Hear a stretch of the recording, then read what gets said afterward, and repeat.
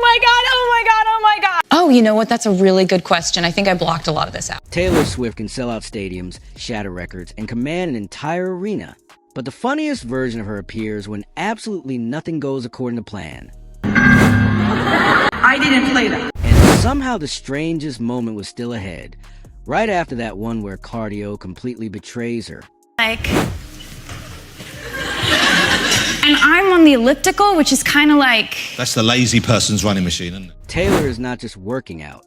She is fighting and losing a deeply personal battle against cardio. Realize, like, the models are all there. Of course, because they would be for Fashion Week, but I suppose but you'd forget that on the way. It's Paris Fashion Week. Yet she's explaining Fashion Week like she accidentally wandered into an entirely different species. Like, they're all staying in the same hotels as like, people that aren't models. And Jonathan's reaction makes it even better. He can tell the story is already spiraling, and Taylor has barely even begun. Have one with just very thin doors and stuff like that, I don't know what I thought, or they like sleep on clouds or something. I don't know. This is Taylor's model logic. Not normal humans, just runway aliens with suspiciously perfect posture. Model, like a real one, and on the treadmill, right? And she's running faster than a racehorse would. Taylor describes a model like a treadmill supervillain, dramatically entering the scene. And she keeps running like that for like 30 minutes. And then she has this like Italian boyfriend come in. Taylor is already visibly struggling. And then suddenly the Italian boyfriend enters the scene unexpectedly. Over the bar of the treadmill and they start making out while she's running this fast. Wow. You win. You already won.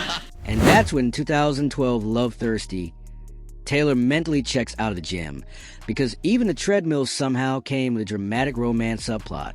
Like a model as well, and you've done modeling work, I guess, haven't you, Taylor? No, yeah, no, I come haven't. on. That's nice of you. I can't run like they do. Taylor, honestly, you're not bad looking. Look at Taylor's reaction when Alan Carr gives her the most perfectly tailor-coded gift imaginable. Beautiful. Cause you love that. Then Jonathan compliments her. And after all that model-induced panic, Taylor's completely undone by the simplest genuine kindness. 2. Her British chaos test. I just got blown a kiss by a lad. Oh, really? Knock it this way, love. The entire Alan Carr interview already feels like beautifully controlled chaos, right from the very beginning. Bought a new flat in New York. Yes. Have you been filling it with antiques? That's what I want to know. Yeah, absolutely. Filling it with just antiques and cats. Alan asks Taylor about her New York life, but her version of the sexy single era apparently includes antiques, cats, and absolutely zero shame. And then I walk into the kitchen, and Gandalf is sitting at the kitchen counter in his pajamas. Oh my God. Buying an apartment should not sound like a deleted fantasy film scene, but that's the perk when you're purchasing from Ian McKellen. Yes, Gandalf himself. Lovely. Should I put it somewhere safe? Definitely somewhere no one else can take it. No, thank you. Then Alan presents her with an antique cat painting, and Taylor reacts like he just handed her a priceless museum-grade emotional support artifact. I don't trust technology. I don't want to talk about leaks. It freaks me out. Oh, I'm not thinking about you, but what about stuff that's recording us all the time? Then the interview pivots to album leaks, and Taylor's mild paranoia instantly transforms into pure entertainment. So what we ended up doing was we contacted all these fans that I've been kind of stalking on the internet. So they were contacted, they came to my house, and I don't think they realized, the first group didn't realize where they were. This is Pete Taylor. Weird yet sweet behavior. She says it so calmly that it takes a moment to realize how unintentionally hilarious it really is. 3. Taylor Swift versus fan theories. Jimmy, I'm so tired. I'm just so exhausted. I've tired myself out. I have nothing left. Jimmy, I'm so tired. I'm just exhausted. I've completely worn myself out. I have absolutely nothing left. Taylor admitted to Jimmy Kimmel that the relentless fan theories have finally defeated her. Have cake. How was it last night? I actually really prefer to hydrate while I dehydrate, so there was a lot of drink water. Taylor is being unapologetically Taylor, because even her birthday celebration plan sounds oddly calculated and weirdly strategic. Sort of force it to happen. Like with Folklore and Evermore, there are 16 tracks on Folklore.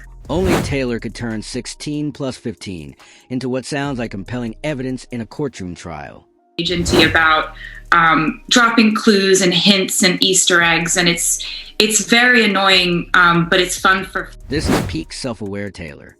She openly admits she created the Easter egg chaos, acting like both the primary suspect and the lead detective. Somebody on Reddit made a chart, I don't know if you've seen this, tracking the amount of profanity in your albums from year to year. And by the end, she calmly blames the entire year, without hesitation, for when she breaks her own song. Taylor messes up Champagne Problems and instantly laughs at herself. That moment works because she says it before anyone else can. She transforms a mistake into the highlight of the entire performance. You thought you came here to see a professional. Then her mic malfunctions in Chicago, and instead of slipping backstage, Taylor keeps the entire crowd engaged until a replacement mic finally arrives. Even when her reputation dress starts freelancing, Taylor casually fixes it like it's part of the choreography. 5. The Letterman Chaos Files. Oh, I got 2 months off. I have had 2 months off. Letterman's teasing consistently pulls out Taylor's sharpest comebacks. She walks in effortlessly charming, then suddenly begins playfully roasting herself for absolutely free.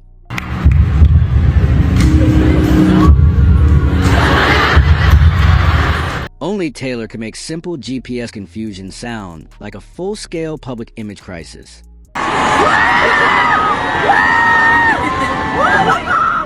Letterman lets her hyperventilate slightly for comedic effect. Taylor turns a car story into what sounds like a live breaking news emergency broadcast. I think the city, picked up on that. And they're like, she's the most enthusiastic, obnoxious person to ever love New York. The funniest part is what she actually wanted to remember. Not the 2 minor accidents, but her imaginary safe driver error instead. Backed up a tiny little bit. And then just like... Somebody hit you? Yeah, that's what that was. That's the sound of it. Then in another interview, Taylor instantly self-diagnoses. Apparently, growing up on a Christmas tree farm created gingerbread sweater Taylor. And so I start freaking out, and I'm like, oh my God, oh my God, oh my God. And he's Right. like, chill. Chill. You know, he's like, this is okay, it's fine, it's a fender bender, whatever. I turn around, and it's my bass player. And that might be the most Taylor Swift travel phrasebook moment possible. Pure confidence vibes. And then the kawaii fluency disappears immediately. 6. Her Richard Gere meltdown. Oh, but he did say, he said afterward, you just saved my life with your defensive driving skills. And that didn't end up in the article, but he did say it. Taylor once told a Graham Norton story that sounded less like real life and more like a chaotic sitcom episode featuring Richard Gere. Be like really obnoxious Christmas sweater gingerbread cookie girl. Why not? Raise your hand if you're her. You can actually hear the exact second her brain permanently files it under never speak of this again. Like, you go like, Tanoshine Osaka, and then you go like, arigatou gozaimasu, and Nippon daisuki, Nippon psycho, and kawaii. But somehow the night gets even more awkward when she meets Richard's wife, Carrie. We did. We actually sat next to each other. Oh, how It was nice. very nice. Yeah. She said, "Why are you here?" Thankfully, Graham swoops in to save the moment. Richard Gere apparently has a talent for making everyone short-circuit instantly. 7. Taylor's hair versus humidity. Actually, I'm nominated. Oh, really? For what? Best actor. Only Taylor can turn a full hair disaster into spontaneous crowd work. At Singapore's Eras Tour show, the heavy humidity slowly transforms her polished waves into full natural curls. And somehow, Taylor makes the unpredictable weather part of the performance. If she can turn humidity into comedy, just wait until Shakespeare's wedding drama and Ed Sheeran enter the same conversation. So subscribe and keep watching. 8. Correcting Shakespeare. Absolutely freaked out because I met your wife, Carrie, and I said, it's so good to see you again. Taylor hears Shakespeare and immediately sounds ready to formally file an official complaint. I literally see her every week. She doesn't know it. This is no longer literary analysis. This is Taylor passionately defending fictional couples like they are personal lifelong friends. It's just people get around Richard Gere, they start making mistakes and like stuttering. They get nervous. It happened to you. He makes you do it though. He looks at you like, what are you talking? That's the entire joke. Taylor treats Shakespeare like a rough draft that simply needed a much happier rewrite. As you can see, my hair has returned to its factory settings, thanks to the humidity here. I'm not complaining, I like it. Then the interview shifts from fictional romance to Taylor's real-life romance, wedding plans, and of course, Ed Sheeran. Hamlet, they seemed great. And I'm kind of going back to like the song Love Story, which I wrote when I was a teenager. She makes Ed sound like a potential wedding stage emergency just waiting to happen. The real challenge would honestly be trying to stop him. 9. The Ed Sheeran battle. As I like, wait, are you talking about Ophelia's she died? What do you mean? And speaking of Ed Sheeran, it becomes Taylor versus Ed in a friendship quiz, and she instantly mocks his exaggerated American accent. I just have this fixation on Shakespeare characters that I fall in love with, and I can't stand to see them meet a tragic demise. Taylor wins a round and celebrates like she just barely survived a brutal final exam. He's singing at you went, oh, I mean, it would be hard to keep him from it, I think. Yeah, he has that energy. That's the thing is, he's like, I'm always being asked to sing at weddings. But then it turns unexpectedly sweet. Ed delivers the exact friendship moment she was hoping for, and Taylor looks genuinely happy. Oh, don't make me sing. Yeah. All right. Exactly. You know what I mean? Like, as you wheel in your own piano. As you're up there explaining to them. Ed ultimately ends up winning. Taylor immediately starts protesting. Ed tweets about it anyway. 10. When Bugs joined the show. And I don't know. I like lettuce. I like lettuce. Then she calls it delicious, because apparently even a stage invasion deserves a punchline. But then it happens again in London. At this point, the Bugs aren't interrupting the tour. They're basically auditioning for it. 11. The private jet stake emergency. And we're both very competitive, so right now, I think both of us are on edge. The winner will get to tweet from the loser's phone. Anything. Taylor instinctively protects her forehead. A private jet stake mishap somehow turns into a full in-flight security operation. Swift, where did Ed Sheeran grow up? Okay, what's your answer? Born Yorkshire, raised Suffolk. Is that correct? Yeah, that's right. No way! For her, the real danger isn't the plane shaking midair. It's the flying stake. What is the moment that you realised you and Taylor were actually friends? You're saying... Yeah, that's exactly when mine was too, the first time we met. No! Phoenix writing a song, innit? Rain hits the piano during the Era's tour, and suddenly it starts playing like it desperately wants a dramatic solo. Sheeran, you are the winner. Round of applause for Ed Sheeran. You get to... It's not fair. Taylor laughs, calls it out, grabs her guitar, and lets the allegedly haunted piano lose that round gracefully. Swallowed a bug. I'm so sorry. But at another show, the piano breaks again, because apparently even the lid wanted its own spotlight moment. Somehow it gets fixed just in time, proving Taylor can survive ghost, heavy rain, and rebellious stage furniture. But if she can survive haunted pianos, wait until she explains cricket next to an actual cricket legend and defends Olivia from couch critics. 13. Her cricket disaster class.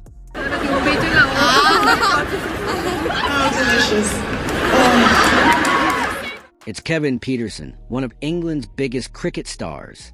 And that's somehow Taylor's answer. Want the steak? No, you're on your forehead. Yeah, well, I don't either that or the lap. Taylor sounds confident when Graham Norton casually asks her about cricket. Incoming. She tries to recover quickly, but everyone can tell she's constructing the explanation in real time. So that means that... Now she attempts to prove she understands the sport.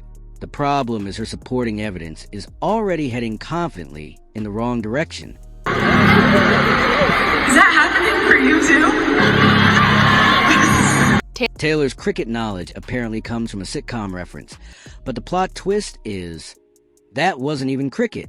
It's okay, it doesn't get close. You don't care about it. So Taylor arrives ready to impress a cricket legend, cites friends as evidence, and the evidence turns out to be from an entirely different sport. This is all. Then the interview swerves to Olivia Benson. John Cleese lightly roasts Olivia, and Taylor's exaggerated, goofy reaction becomes the whole punchline. Play the cricket and you. It's Kevin Peterson, one of England's biggest cricket. So Taylor gets completely blindsided by unexpected anti-Olivia propaganda from the other end of the couch. 14, her rubber duck origin story. Been to a cricket match? No. No. But I went to Lord's today. It's another Graham and Taylor interview, and she says Nashville rubber duck race, like it was a perfectly normal early career milestone achievement. Google cricket, it brings up the home of cricket is Lord's. So she walked through the door, Taylor walked through the door, and she mentioned, oh, cricket, of course I know. Moral of the story, even Taylor Swift had awkward early gigs. She just survived hers with rubber ducks floating down a river. And that's why no one can truly handle Taylor Swift's chaotic, goofy energy. Because one minute she's rewriting music history, and the next she's defending her cats, surviving stage disasters, or turning an uncomfortable interview moment into funniest part of the entire room. If you enjoyed this, like the video, subscribe, and watch the next one.